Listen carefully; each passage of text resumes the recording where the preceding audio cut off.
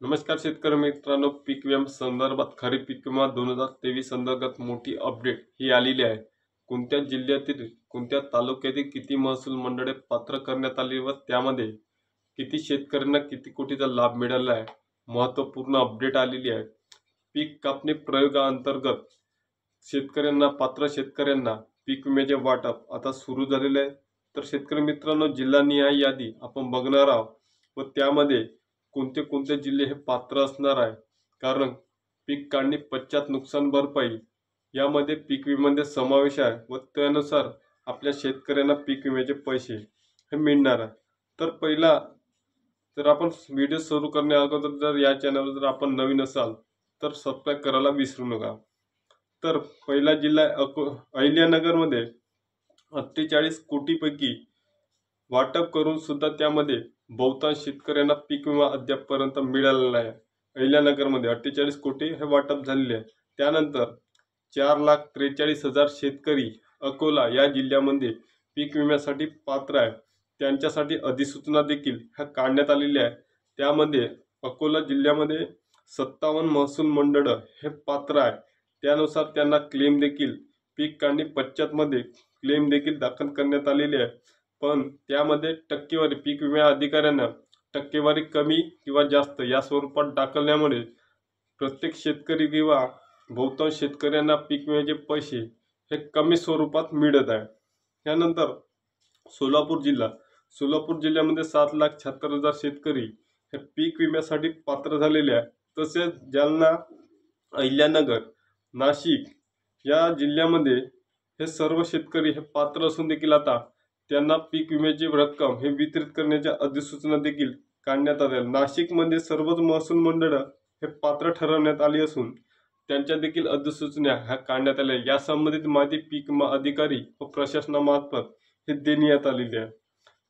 तर पीक विमा नाशिकमध्ये वितरण देखील करण्यात आलेला होता, नंतर काही काळानंतर त्यामध्ये ब्रेक लावण्यात आला। पीक विमा कंपनीकडून वाटप करता त्यांनी थांबवून दिलं होतं। तर त्यामध्ये 38,000 शेतकऱ्यांना अहिल्यानगरमध्ये पीक विम्याचे हे वाटप केले जात होते।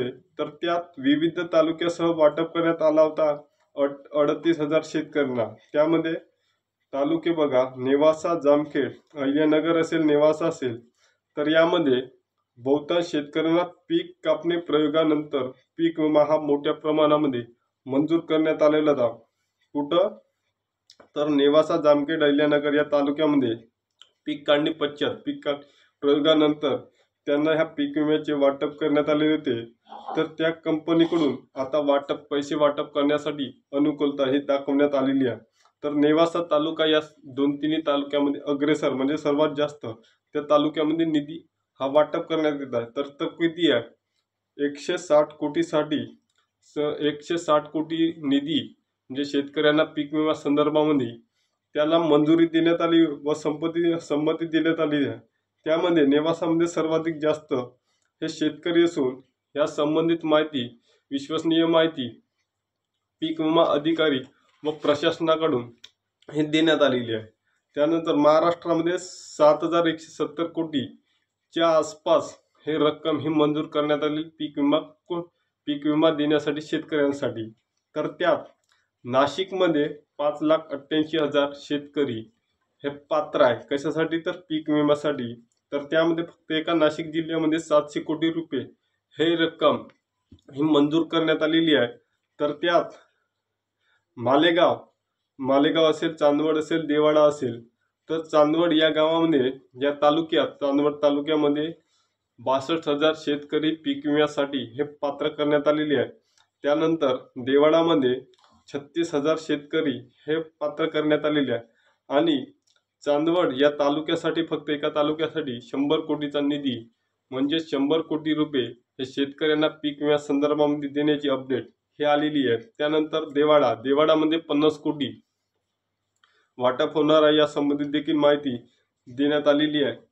आणि बुलढाणा जिल्ह्यामध्ये 11 कोटी रुपये, नाशिकमध्ये 15 तालुके। तर नाशिक जिल्ह्यामधील 15 तालुके कोणकोणते आहेत तर आपण बघूया। चांदवड असेल, देवडा असेल, दिंडोरी असेल, इगतपुरी असेल, कलवण असेल, मालेगाव असेल, मालेगावमध्ये 62,000 शेतकऱ्यांना 100 कोटी रुपये हे आता मंजूर झालेल्या म्हणजे त्यांना आता वितरित होणार आहे. त्यानंतर नांदगाव असेल, नाशिक असेल, निप्पाळ असेल, पेंट असेल, सिन्नर असेल, सुगना असेल, त्र्यंबकेश्वर असेल, येवला असेल, असे 15 तालुके यांना आता निधी हा पीक विम्याकडून वाटप सुरू आहे. त्यानंतर बहुतांश जिल्ह्यामध्ये आता पीक विम्याचे वाटप 30 तारखेपर्यंत वाटप करण्याची अधिसूचना राज्याचे कृषी मंत्री धनंजय मुंडे यांनी दिलेली आहे. त्यामुळे आता प्रत्येक जिल्ह्यातील वाटप आता सुरू होत आहे. पुणे जिल्ह्यामध्ये 25 तारखेपर्यंत होईल, पुणे जिल्ह्यामध्ये 30 तारखेपर्यंत